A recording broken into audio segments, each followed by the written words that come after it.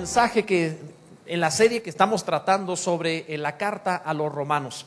Recuerden que en esta carta estamos estudiando sobre la justicia de Dios. Al estudiar de la justicia de Dios, nuestro propósito es conocer o tener acceso a la vida del justo. El justo es Cristo. Su vida es ministrada a nosotros. A veces se piensa como justicia de Dios los juicios, los castigos. Y si bien es cierto que la justicia de Dios involucra también juicios, la realidad es que la justicia de Dios tiene que ver mucho más. O sea, la justicia de Dios es la vida de Cristo, la vida del justo, que es suministrada mediante la fe a aquellos que hemos creído en Él. Entonces, vamos a estar viendo hoy en el capítulo 9 un tema por demás polémico que se trata la elección de Dios. Yo sé que muchos han oído al respecto de la elección, si Dios elige para ser salvo y otros para condenarse, si Dios ya te eligió o no, cómo funciona este asunto de la elección. Si hoy pones atención, es un mensaje profundo, un mensaje que necesita algunos versículos para entenderlo, pero si pones atención y dispones tu corazón para ser enseñado por Dios, se cumplirá la promesa de Dios que Él dijo que el Espíritu Santo nos guiaría a toda verdad y a toda justicia, que Él nos enseñaría. Entonces, bien atentos, leamos en el capítulo 9. Recuerden que cada semana estamos viendo un capítulo diferente. Hoy veremos en el capítulo 9 los versículos 30 al 33 sobre la elección de Dios. Y después de leerlo, mantengan el capítulo a la mano porque estaremos haciendo referencia al mismo. Dice Romanos 9:30: ¿qué pues diremos? Que los gentiles que no iban tras la justicia han alcanzado la justicia, es decir, la justicia que es por fe. Mas Israel, que iba tras una ley de justicia, no la alcanzó. ¿Por qué?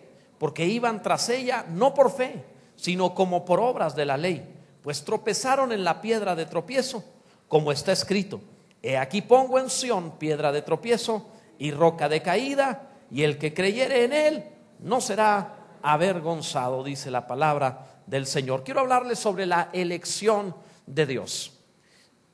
El poder elegir es un don maravilloso que el Creador nos ha dado a nosotros. Tenemos la capacidad, desde que despertamos comenzamos a elegir acerca de toda clase de cosas cotidianas: cómo nos vamos a vestir, qué comeremos ese día. Todo el día estamos tomando decisiones que no son producto necesariamente de instinto, sino de enseñanza, costumbre, de ideas, genética, pero tomamos decisiones. Es un don espectacular, un don maravilloso. En la vida tenemos algunas decisiones muy importantes, como por ejemplo la carrera a la cual vamos a dedicarnos. Vaya que es importante. Imagínate equivocarte en esa decisión y dedicarle 20 años de tu vida a lo que no deberías dedicarte. Vaya que es importante. También el hecho de con quién vas a compartir la vida. Qué decisión tan importante, a quién será la compañera, el compañero de tu vida. Es una gran decisión y debe ser una decisión tomada con todo el corazón y con todo el cerebro también, ¿verdad? En amor y con inteligencia. Decisiones que tomamos en la vida. Decisiones, te repito, también las cotidianas, hasta cuando vas por la calle manejando un automóvil y dónde vas a dar vueltas, si derecha o izquierda, hasta dónde llegarás, qué tienda comprarás, en qué tienda comprarás o en cuál otra no, etcétera, etcétera. Son muchas decisiones. ¿Recuerdan ustedes ese tiempo en la escuela, especialmente en los primeros años, cuando formaban grupos deportivos y comenzaban a decidir para hacer grupos? Por lo general ponían a las dos personas más capaces en ese deporte y los ponían a uno de cada lado y decían: ahora sí, tú escoge uno y tú el otro, y empezaban a escoger. ¿A quiénes les pasó que fueron los primeros en ser elegidos, verdad? ¿A quiénes les sucedió eso? Algunos levantan la mano, gloria a Dios. ¿Quiénes les pasó que eran los últimos en ser elegidos? ¿Cómo era terrible eso, verdad? Empezabas a ver que todos iban pasando y tú te ibas quedando solo.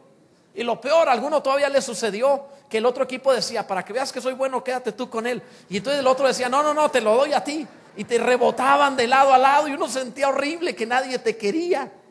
Es terrible eso.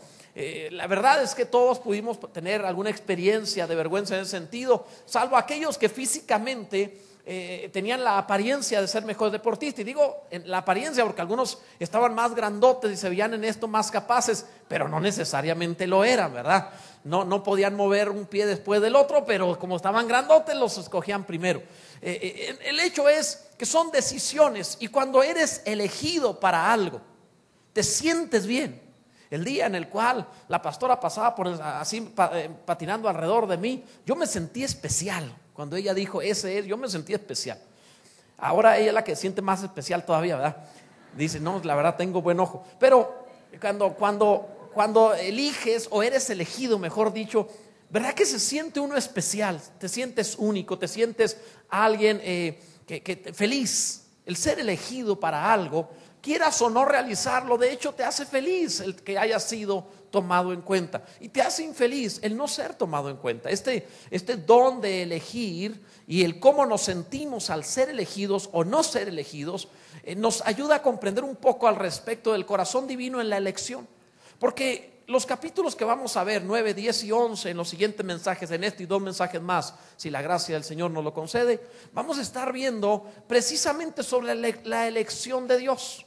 Se habla mucho acerca de que si Dios eligió a uno para salvarse y a otro para condenarse, pero no se entiende correctamente el concepto hasta que no lo disciernes adecuadamente. Vamos a estar viendo que en el capítulo 9 te habla del pasado de Israel, acerca de la elección de Israel, donde vino su fracaso, el pasado de Israel. Pero luego en el capítulo 10 vamos a ver el presente de Israel, el presente en el tiempo del apóstol Pablo. Y en esto, en el presente de Israel, vamos a conocer no solamente el fracaso que ellos tuvieron, sino también la responsabilidad humana. O sea, en el capítulo 9 fracasaron ante la iniciativa divina de llamarlos, pero en el 10 ellos tuvieron también manifestar una responsabilidad al no acudir correctamente a la oportunidad divina. Luego en el capítulo 11 vamos a estar viendo que a pesar de que Dios dijo algo y el pueblo fracasó, Dios es fiel. Esto vamos a ver en los capítulos 9, 10 y 11. Hoy solo tocaremos el capítulo 9.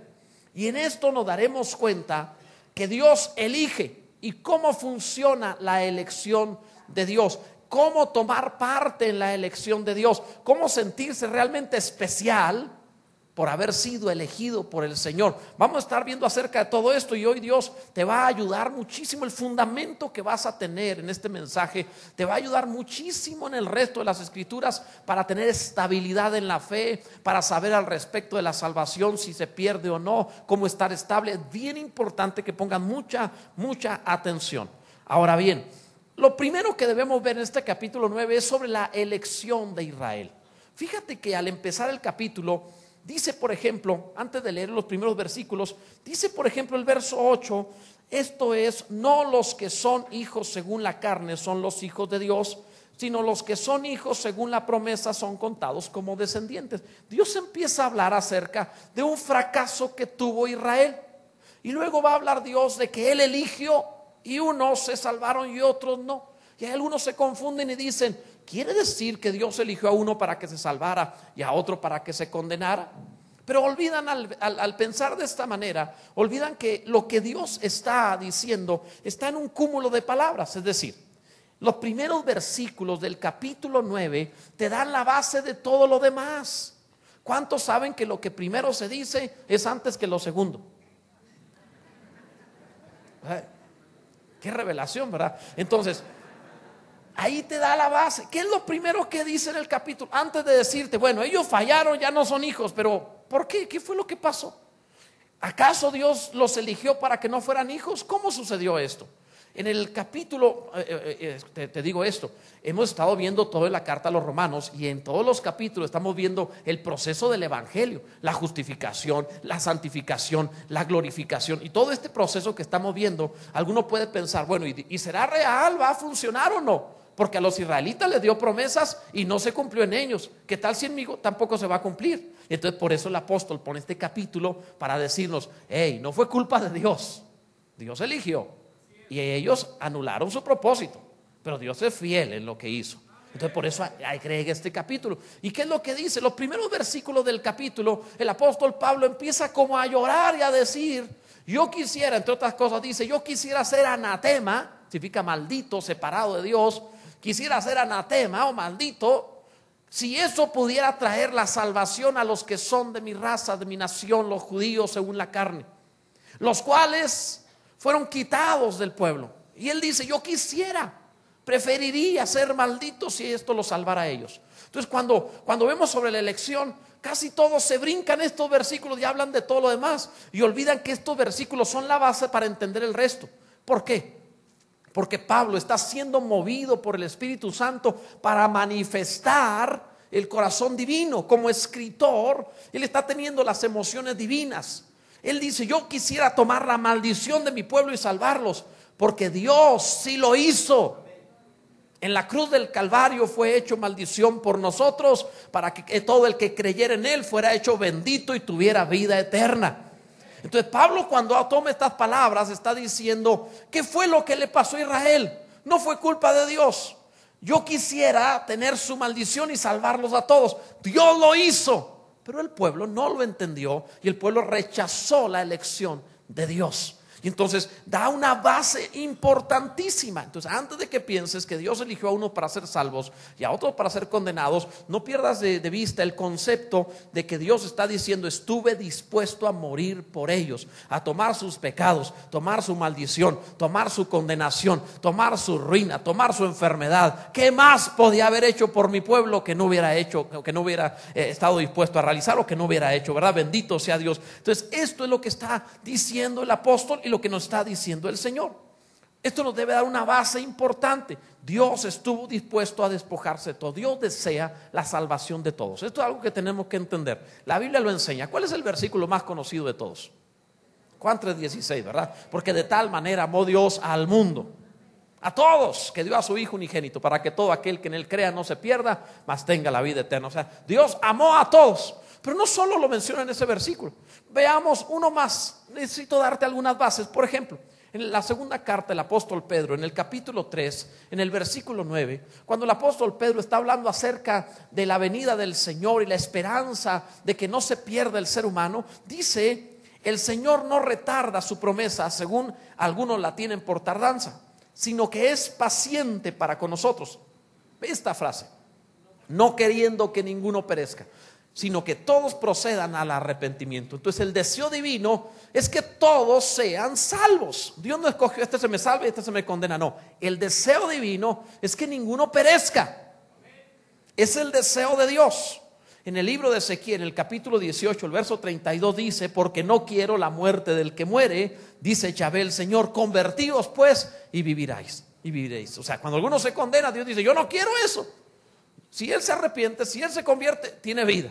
Entonces el deseo divino es la salvación de todos. Nadie piensa entonces que cuando habla de la elección diga: tú te me salvas y el otro al infierno, vámonos. No vayan a pensar de esa manera. La base es: quisiera, dice Pablo, ser anatema con tal de que sean salvos. ¿Qué hizo Dios? Se hizo anatema a sí mismo en la cruz del Calvario con tal de darnos salvación. ¿Entendemos la base, el fundamento, hermanos?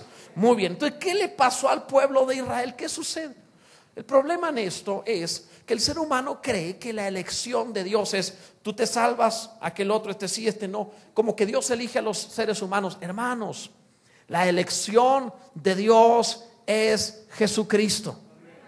Dios no eligió a nadie fuera de Cristo, pero el que está en Cristo tiene la vida. El que no está en Cristo no tiene la vida.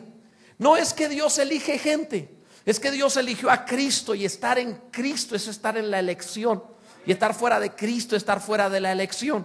Te lo presento en la palabra. En el capítulo 1 de la carta a los Efesios, importantísima carta, todo el primer capítulo te repite en él cerca de 18 veces.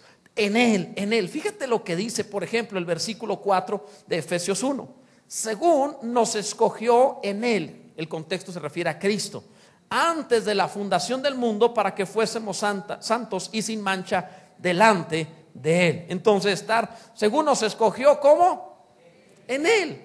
¿En dónde nos escogió el Padre? En el Hijo. Si estás en el Hijo, tienes vida eterna. No estás en el Hijo, no tienes vida eterna. Estás en la elección de Dios. Él eligió a Cristo. El que esté en Cristo está dentro de la elección, la herencia, la bendición y todo lo demás. Entonces tú no eres el centro. Cristo es el centro de todas las cosas. Alguno debe bendecir al Señor porque lo está entendiendo. Él lo hizo todo de esta manera. Entonces, cuando Cristo viene a los judíos, Y ellos dicen, no queremos ese Salvador, no estamos de acuerdo con él, él no es el Mesías, y lo llevan a crucificar. Al momento de no estar en la elección, ellos mismos, al no estar en Cristo, ellos mismos están quedando fuera de lo que Dios había elegido para ellos. Habían anulado el propósito de Dios para ellos. ¿Y qué dice Dios en el pasaje que leímos en un principio, en el verso 8, por ejemplo? Dice, no los que son hijos según la carne son los hijos de Dios, sino los que son hijos según la promesa son contados como descendientes. Es decir, Pablo está diciendo esto, al no aceptar a Cristo, al no estar en él, los que se suponía debían ser el pueblo de Dios, ya no fueron el pueblo de Dios. Los que se suponía debían ser los hijos de Dios, no fueron los hijos de Dios. ¿Recuerdan la predicación de Juan el Bautista? Juan el Bautista era un predicador bien buena gente, un predicador que les hablaba bien bonito.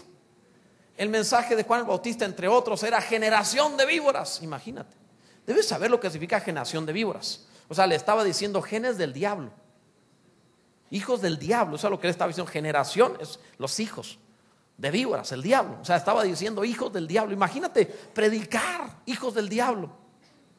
Y toda la gente salía al desierto a escucharlo, a que les dijera hijos del diablo.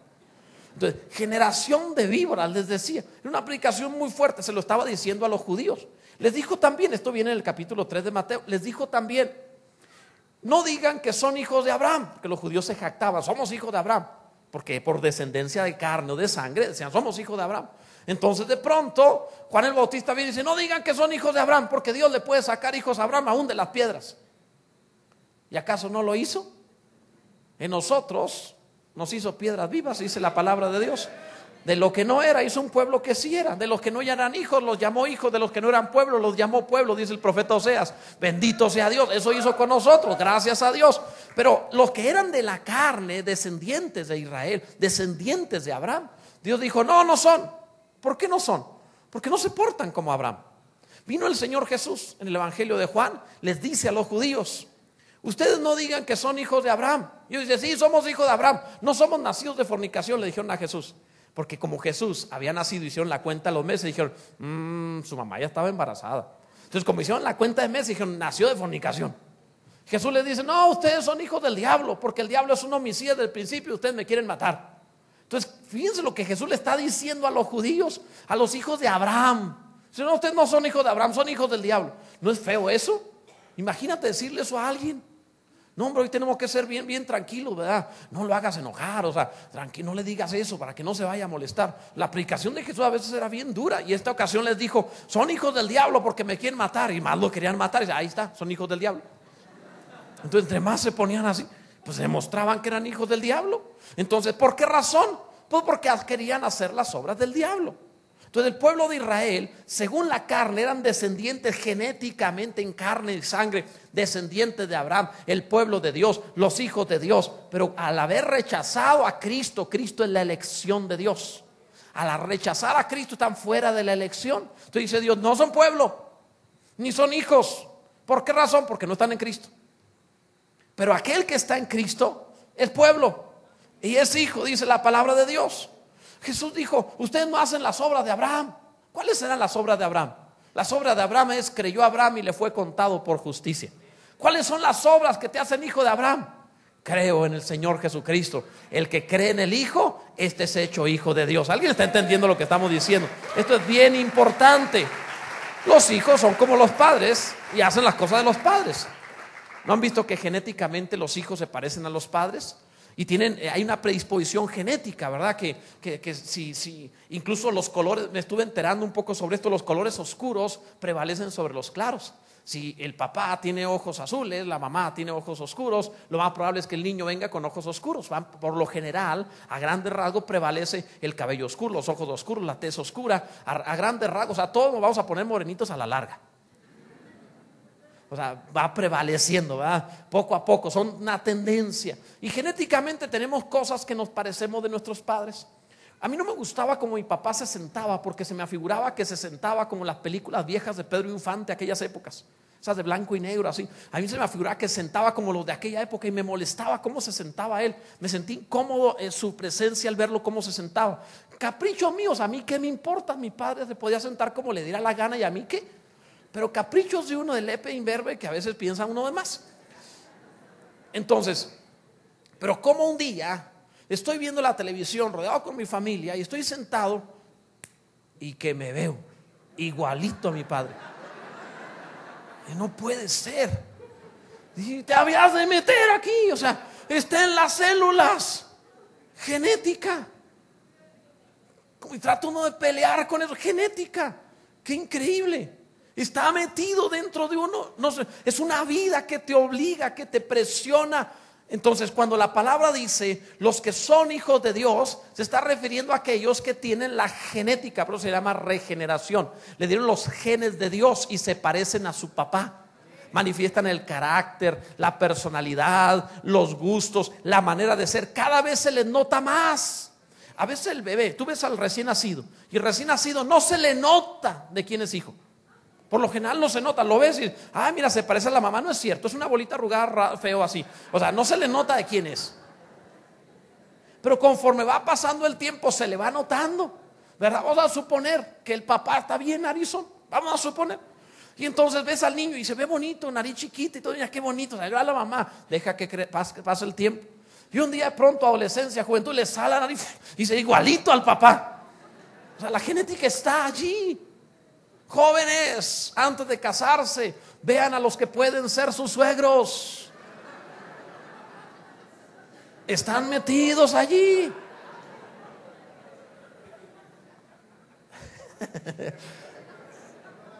Uno no va a querer casarse después de eso, pero están metidos allí. Entonces, ¿por qué dice Dios? Ya no son pueblo, ya no son hijos. Estos no son el pueblo ni son el hijo. ¿Por qué? Porque no tienen la vida del Padre. La vida del Padre está ¿en dónde? En el Hijo Jesucristo. El que tiene al Hijo tiene la vida. El que no tiene al Hijo de Dios no tiene la vida. La única forma de decir es elegido es que está en Cristo. Tiene la vida del Hijo de Dios en él. Y esto le hace que conforme va avanzando el tiempo, cada vez más se parece al Padre, más se parece al Padre. De recién convertido no se parece tanto, pero conforme avancen los años, más se va a parecer al Padre que le engendró. Por eso la Biblia dice, los cuales no son engendrados de carne ni de voluntad de varón, sino de Dios. Bendito sea el Señor. Dale gloria a Dios, porque esto es algo maravilloso. Pues hay un Israel que fracasó. Hay un Israel según la carne que fracasó en esta elección, en este llamado. Pero hay un verdadero Israel que es elegido por Dios en Cristo Jesús. Fíjate bien, el versículo 7 una vez más y el verso 8 te dice: ni por ser descendientes de Abraham son todos hijos.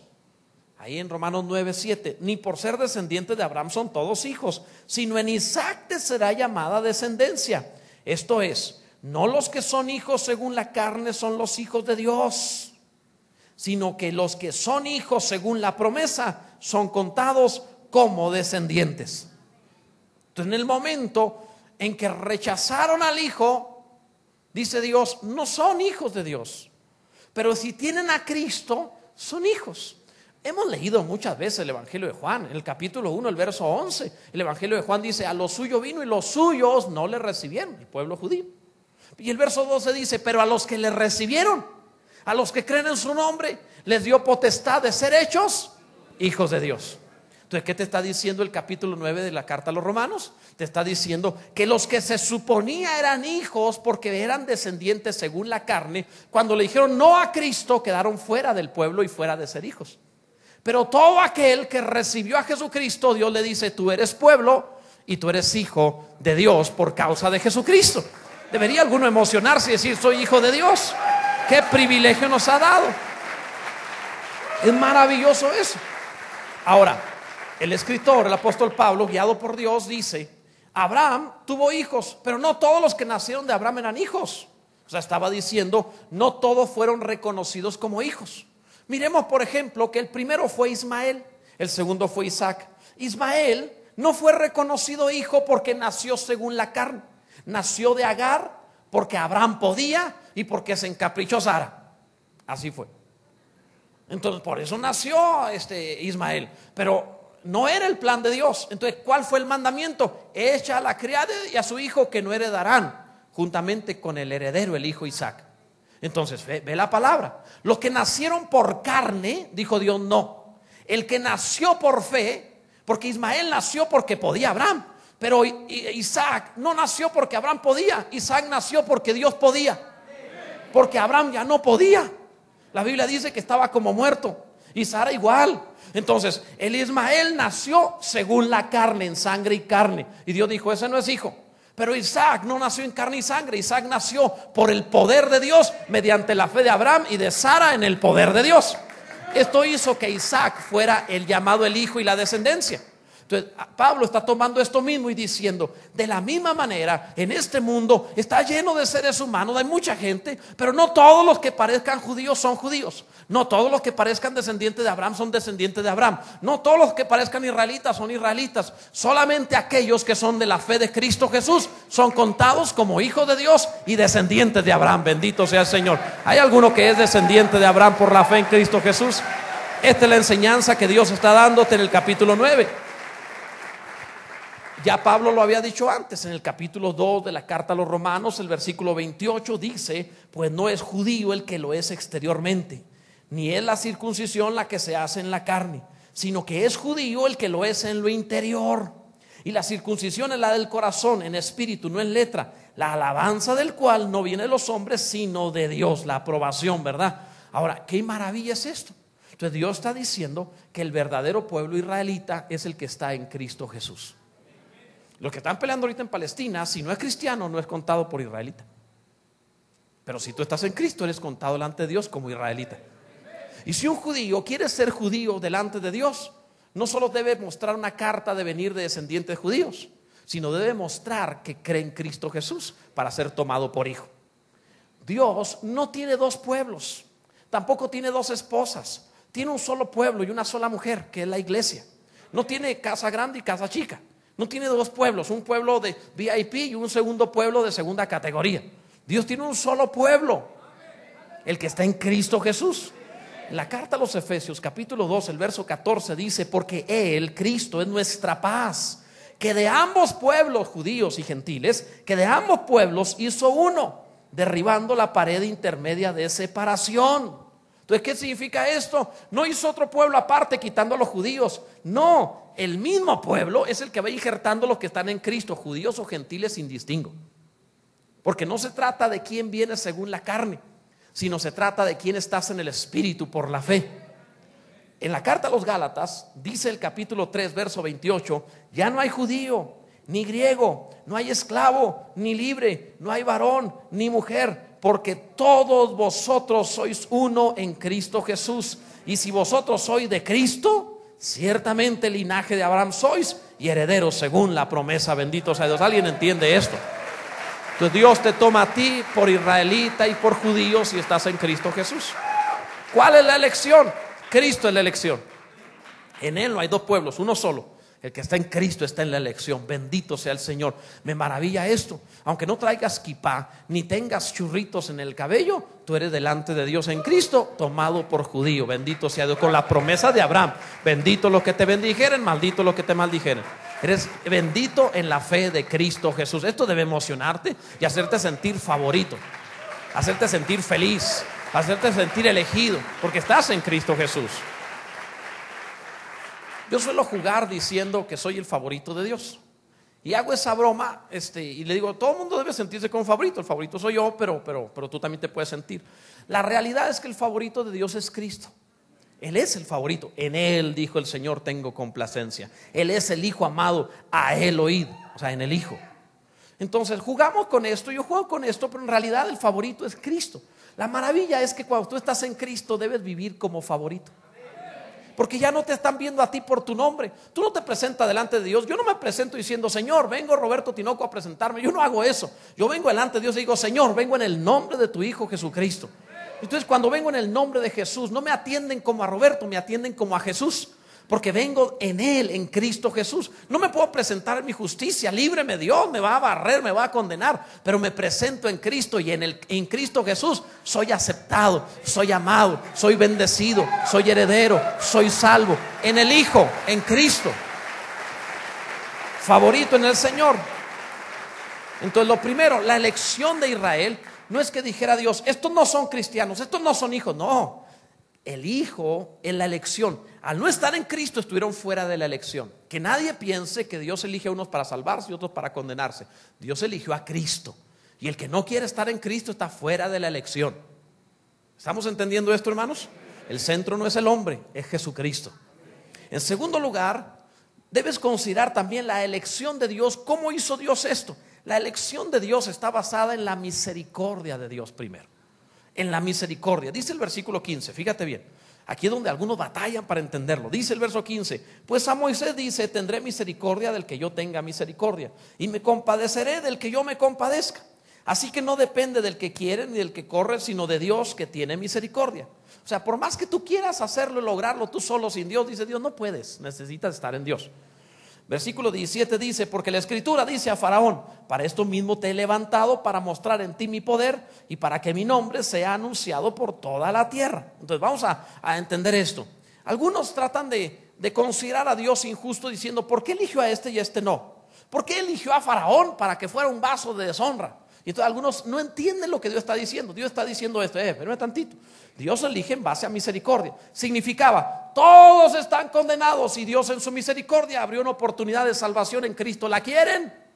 Entonces el que no quiso entrar no fue culpa de Dios, porque Dios dio oportunidad. Él eligió, pero no eligió al hombre, eligió a Cristo como hijo del hombre, pero a Cristo. Y entonces al elegir al Señor, dice, cuando dice la palabra del Señor que acabamos de leer hace un momento: tendré misericordia del que yo tenga misericordia, no está refiriéndose a los hombres como sí, está refiriéndose en Cristo. Yo abrí la misericordia y quiero tener misericordia. ¿Quiere alguno o no quiere? Hubo una oportunidad. Pero ¿qué es lo que sucedió? ¿Por qué? ¿Cómo abrió Dios la oportunidad?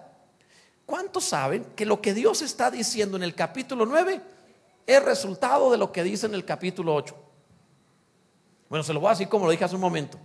¿Cuántos saben que la revelación de Dios del capítulo 9 es después de la revelación de Dios del capítulo 8? Entonces, si quiero entender el 9, tengo que saber qué dijo en el 8. En el capítulo 8 me explica, me dice cómo es la elección de Dios en Cristo. El 8, el versículo 29 te dice así: porque a los que antes conoció, también los predestinó para que fuesen hechos conformes a la imagen de su Hijo, para que Él sea el primogénito entre muchos hermanos. Dios nunca usó la elección para condenar. Dios no condenó a nadie. Dios escogió al Hijo, la abrió a todos, pero a los que antes conoció, es decir, supo anticipadamente, Él sí va a querer, Él no va a querer. Yo puse a Cristo y abrí la salvación a todos, pero uno sí quiere y otro no quiere. A los que ya conoció que sí querían, preparó la recompensa por su fe en Cristo Jesús. No preparó la recompensa al que Él ya supo que no iba a querer. No estaba diciendo Dios: le pongo recompensa a todos, este no quiso, me falló, ni modo, esta recompensa se perdió. No, a los que antes conoció, les predestinó. Es decir, sabiendo anticipadamente en su presciencia, en su preconocimiento, que tú dirías sí a Cristo, te ha preparado todas las cosas que necesitarás por la eternidad, porque Él ya lo vio, ya lo sabe. A los que antes conoció. Ahora bien, en el capítulo 9 cita a Faraón. Dice: entonces, ¿por qué Faraón lo endureció? Porque Dios, sabiendo en su presciencia anticipadamente que Faraón era duro y no iba a querer, dijo Dios: a este lo aprovechamos de una vez para mostrar atributos que no puedo mostrar con los vasos de honra. Hay algunas cosas de Dios que no puede mostrar por medio de sus hijos. ¿Cómo mostrar su ira, su castigo? ¿Cómo mostrar algunas de las facetas de Dios que no pueden sus hijos? O sea, voy a mostrar que yo castigo. ¿Cómo lo hago en mi hijo si es salvo? Pero lo puedo mostrar en un perverso que no quiere. ¿Cómo muestro mi poder? Necesito a alguien que sea duro, que se oponga para mostrar. Entonces en la presencia de Dios vio a Faraón y dijo: como este no quiere y este se va a condenar, voy a poner todas las cosas necesarias para mostrar mi poder. Te lo voy a explicar de otra manera. Si tú vas a cocinar, debes saber que hay especies en la cocina que no te las comerías así, que no son tan aceptables. El ajo, por ejemplo. Hasta hoy no veo que alguien diga: ¿cómo me encanta comerme el ajo a mordidas? No, ¿verdad? O sea, es algo que es desagradable. Digo, ha de haber algún loco por ahí, hay de todo, ¿verdad? Si agarran chile y lo comen a mordidas, ¿cómo no van a comer ajo? Menos grave que el chile, ¿verdad? Pero el ajo sirve como un elemento que pone sabor, pero no llenas toda la comida de ajo. Nadie dice, le vamos a dar ajos rellenos de ajo. Pues no. No es la comida especial, es un condimento, es necesario para darle sabor a los demás. Dios tiene un plan de salvación. Dice, necesito ajo para sazonar esto. Faraón es puro ajo, amargo como él solo. Él puedo sazonar y mostrar mi poder con un tipo necio como ese. Él me hace falta. Tengo que utilizarlo para esto. Entonces Dios toma a Faraón y le dice, Faraón, deje ir a mi pueblo. Y dice, no quiero. No está bien. Entonces Dios muestra una plaga. Faraón, deje ir a mi pueblo, no quiero. Muestra otra plaga. Entonces Dios está mostrando sus atributos, su poder, sus características, mediante el que él ya sabía con su presencia que sería duro. Así que dijo Dios, le pondré cosas más duras al que no quiere, porque después de todo, si no me sirve como vaso de honra, me va a servir como vaso de deshonra. ¿Alguien está entendiendo lo que estamos diciendo? Esto es bien importante. Entonces la elección de Dios está basado primero en que él tuvo misericordia, le abrió a todos. Y el que no quería, dijo Dios, por mi misericordia, hasta ese va a servir al plan de Dios. Hasta el Faraón iba a servir al plan de Dios. En segundo lugar, Dios en su elección la basa también en su soberanía. Fíjate cómo es la soberanía de Dios. Verso 21. ¿O no tiene potestad el alfarero sobre el barro para hacer de la misma masa un vaso para honra y otro para deshonra? ¿Y qué si Dios, queriendo mostrar su ira y hacer notorio su poder, soportó, dijo Dios, fíjate bien, soportó con mucha paciencia? Casi dice un necio como Faraón, ¿verdad? Soportó con mucha paciencia los vasos de ira preparados para destrucción, y para hacer notorias las riquezas de su gloria las mostró para con los vasos de misericordia que él preparó de antemano para gloria. ¿Qué es lo que está diciendo? Que Dios es soberano y utiliza todos los vasos, que Dios puede utilizarlos a todos, no solamente a los vasos limpios, buenos. Que un día un hermano vino y me dijo, pastor, yo ya no quiero estar en la iglesia y no quiero servir a Dios, no quiero ser más cristiano y me voy a ir al mundo y ya no me voy a congregar. Estaba muy enojado el hermano. No me acuerdo por qué estaba enojado, eso lo olvidé, pero estaba muy enojado y me voy a ir al mundo. Y recuerdo que dijo la frase, y ya no voy a servir a Dios. Y dije, espera, usted sí se puede ir al mundo, puede dejar de ser cristiano si quiere y portarse como le dé la gana, pero dejar de servir a Dios no puede. ¿A qué sí puedo? ¿A qué no puede? Usted no va a poder dejar de servir a Dios. O sirve de ejemplo o sirve de proverbio. Como ejemplo van a decir que sé como el hermano fulano, mira qué buen cristiano. O como proverbio van a decir, le va a pasar como al hermano fulano, que mira cómo anda en el mundo. Pero Dios lo va a usar de vaso de honra o de vaso de deshonra, de vajilla fina o de letrina, pero lo va a usar. Dios es Dios de todas maneras. Su soberanía utilizará a todos de todas maneras. Entonces, ten mucho cuidado en ello. Para ser usado como vaso de honra, la palabra dice, el mismo apóstol escribiendo en la carta a Timoteo, en su segunda carta, en el versículo capítulo 2, verso 20, dice, en una casa grande, hablando de la iglesia, no solamente hay utensilios de oro y de plata, como los de palabra viva, ¿verdad?, sino también de madera y de barro, y unos son para usos honrosos y otros para usos viles. Así que, aquí está el consejo, si alguno se limpia de estas cosas, obviamente carne de pecado, si alguno se limpia de estas cosas, será instrumento para honra, santificado, útil al Señor y dispuesto para toda buena obra. Entonces, ¿qué dice Dios? Pues yo en mi presencia los vi a todos, les abrí mi misericordia a todos, pero uno no quiso. Faraón no quería. Bueno, yo lo voy a usar de todas maneras para mostrar mi ira y mi poder. Necesito un vaso de deshonra para mostrar mi poder, y Faraón es muy bueno para eso. En la iglesia Dios tiene vasos de honra y de deshonra, dice el pasaje. Hay vasos de honra que pulen a otros con la palabra y dicen, hermano, la palabra de Dios dice esto, y oran por ellos y les aconsejan y les ayudan y les ministran. Son vasos de honra. Y hay vasos de deshonra, unas lijas terribles que están provocando problemas y dan lata a otros. Son vasos de deshonra que Dios usa también, son lijas. Entonces, cuando hay alguno por ahí que como que dado a deprimirse, a desanimarse, a quebrarse, Dios dice, tengo el vaso de deshonra aquí, el latosito, peleonero, el difícil, y se lo lleva y se lo pone allí. ¿Por qué razón? Porque lo pule. Si tienes aristas, Dios se va a buscar otro hermano con aristas y los va a pulir juntos. Hierro con hierro se afina, y un hombre con otro hombre, dice Proverbios. Te encuentras a alguien difícil, Dios dice, necesito tu hermano, otro hijo difícil, y lo pone junto y los afina. Un día sucedió esto, un hermanito se peleó con otro y se cambió de iglesia. Como pasando el tiempo, el hermanito que se quedó se cambió a la misma iglesia y se encontraron y se pusieron a trabajar juntos. Imagínate eso. Digo, Dios, tú tienes sentido del humor. Lo más tremendo es que hasta el cielo te los vas a llevar juntos. De que cambian o cambian, vaso de honra o vaso de deshonra. Pero tú, si te limpias de estas cosas, serás vaso de honra, dice la palabra de Dios. Alguno debe adorar al Señor en base a su palabra. La elección de Dios.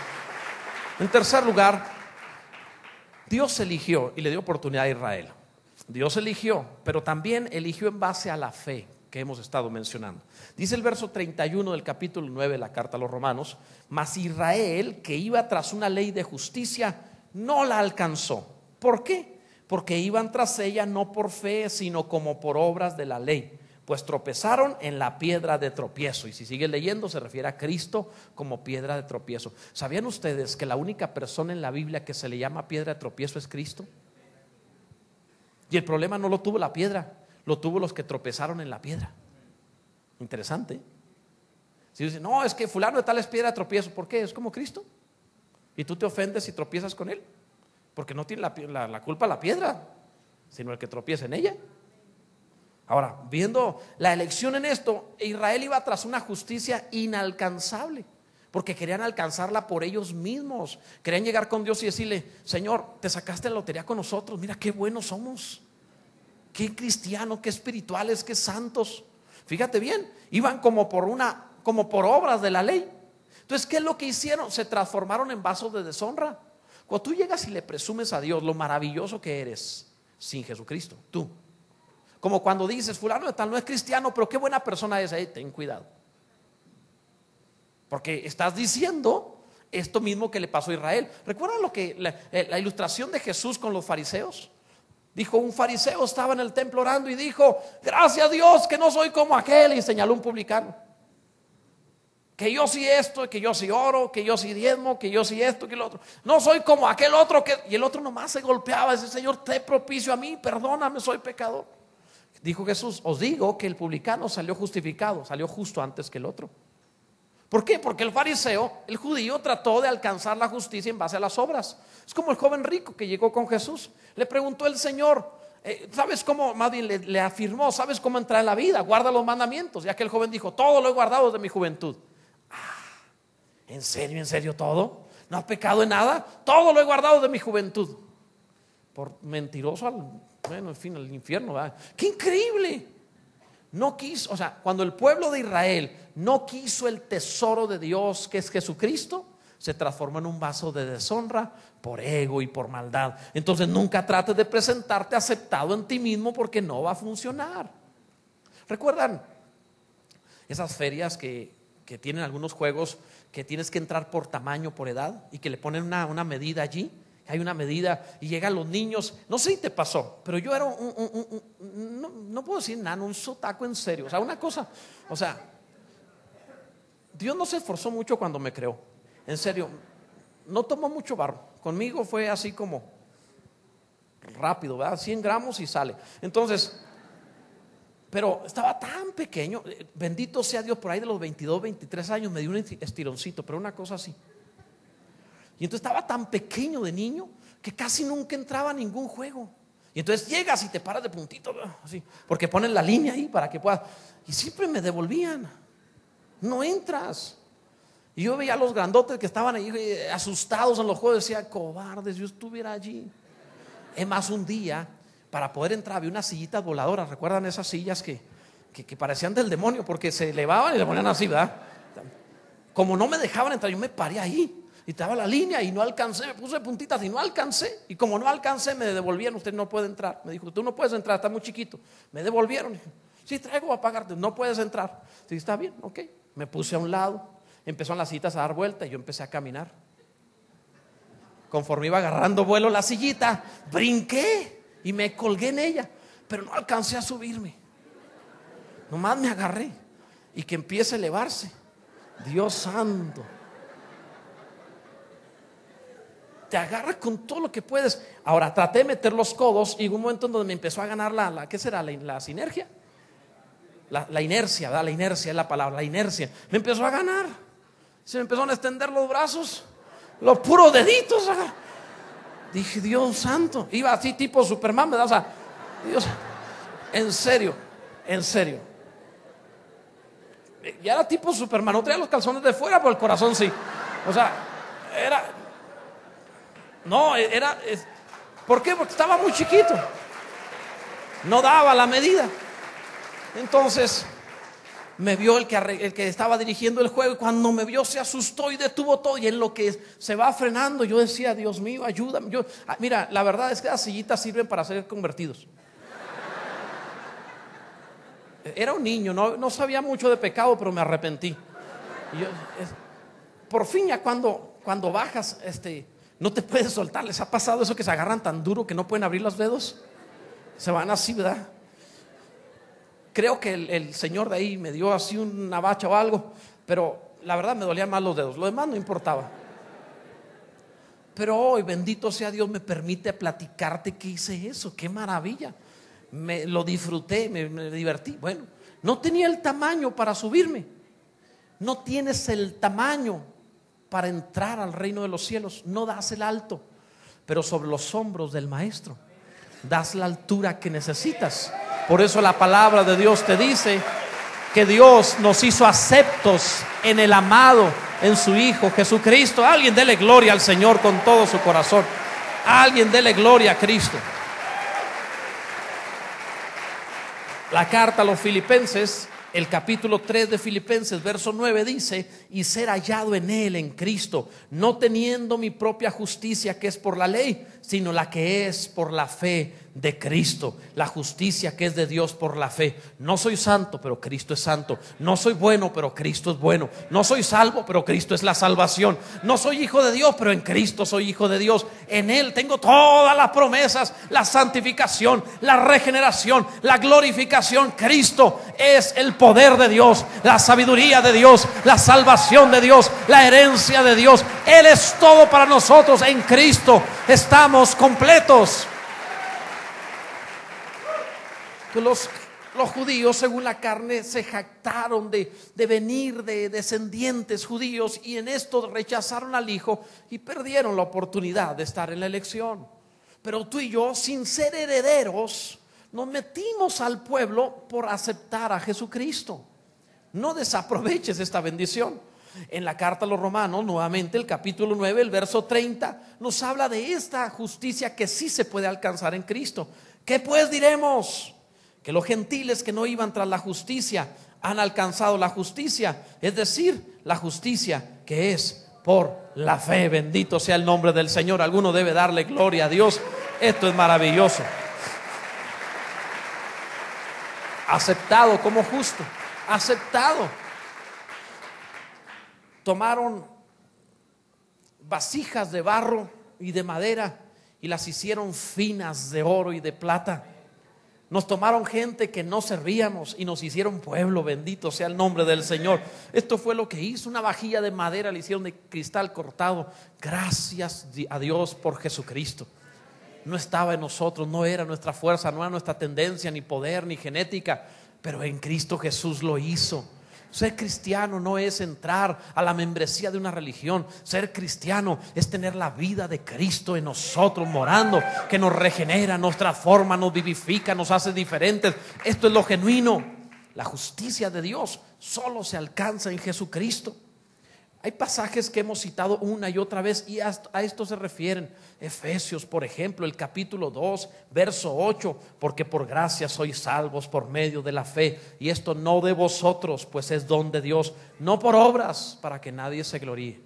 Versión popular: para que no vayan de presumidos. Dios los salvó por su misericordia. Cristo es la elección, en Él somos aceptados. Es más, abre la Biblia otra vez en Efesios, el capítulo 1. Ve qué maravilla. La palabra es rica. Mira lo que dice el capítulo 1, el verso 4.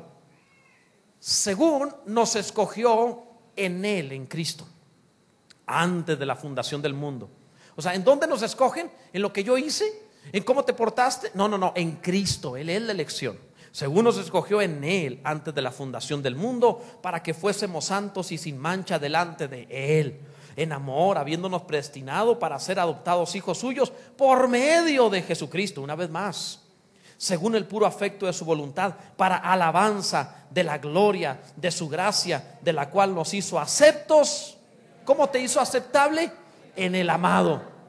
¿Cómo eres aceptable delante de Dios? En el amado, en Cristo. No eres aceptable en ti, no presumas de bueno, eres acepto en Jesucristo, el amado de Dios. Esto es maravilloso. Debes sentir paz y sentirte favorito y sentirte contento y gozoso con Dios. Te aceptó en el Hijo y en Él nos transforma.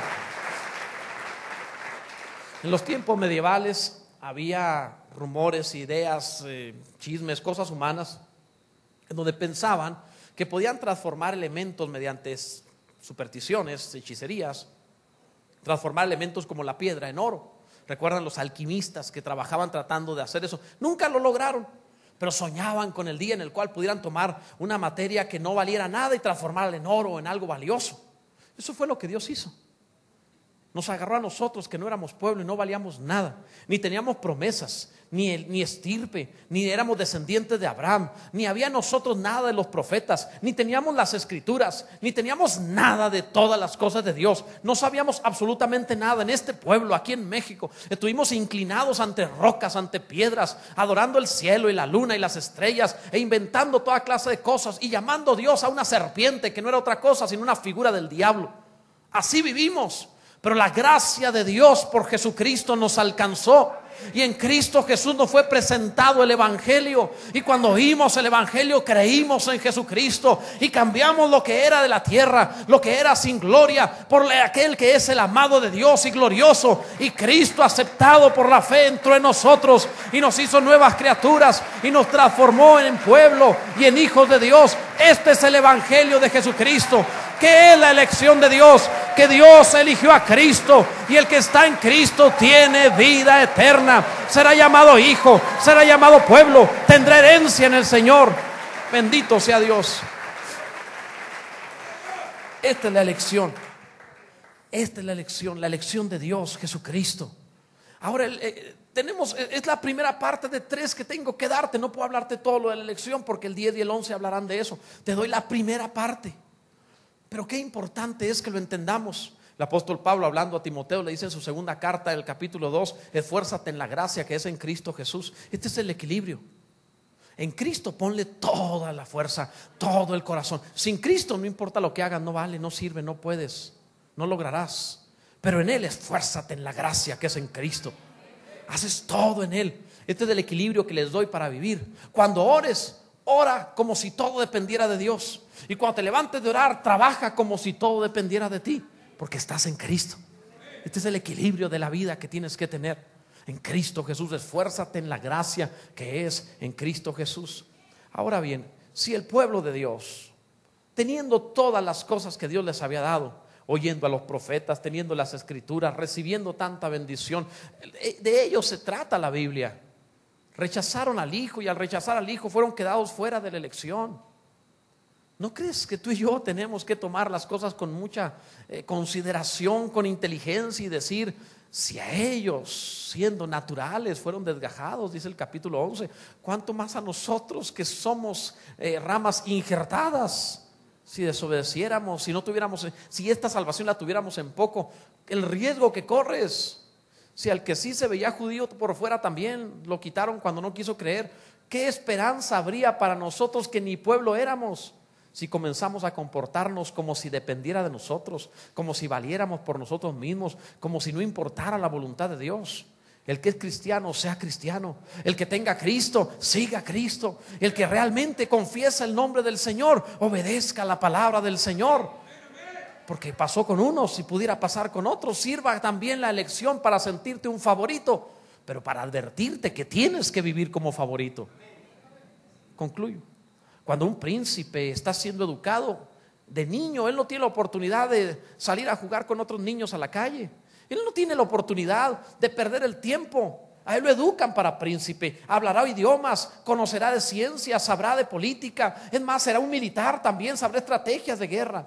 Lo van a enseñar en todos. Muchas veces estará estudiando, asomándose por la ventana diciendo, el hijo del jornalero ahí anda corriendo y juega y se divierte, y yo no, yo tengo que estar haciendo eso. Yo no puedo comer lo que quiera, me dan una dieta especial. El príncipe así es, porque un día se sentará en un trono, le pondrán corona y le dirán rey y gobernará. No se puede dar el lujo de vivir como cualquiera. Te está esperando un trono. Al que venciere le haré que se siente conmigo en mi trono, como yo he vencido y me he sentado con mi Padre en su trono. Entonces, habiéndote hecho favorito en Cristo, ¿cómo vas a desperdiciar tu llamado viviendo ligeramente? Los cristianos no vivimos por prohibiciones, vivimos por el galardón que tenemos delante. No es que decimos, no hago eso porque me va a caer un rayo. No es eso, sino que tengo un llamado más alto en Cristo. No puedo vivir como cualquiera. Fui llamado a algo mejor, bendito sea Dios. Así que trataré con todo mi corazón de esforzarme en la gracia y vivir conforme al llamado que he recibido en Cristo. Alguno dele gloria a Dios. Bendito sea Dios. Ponte en pie, por favor. Bendito sea el Señor. Levanta tus manos al cielo. Es un gran momento para decirle: Jesucristo, tú eres mi todo.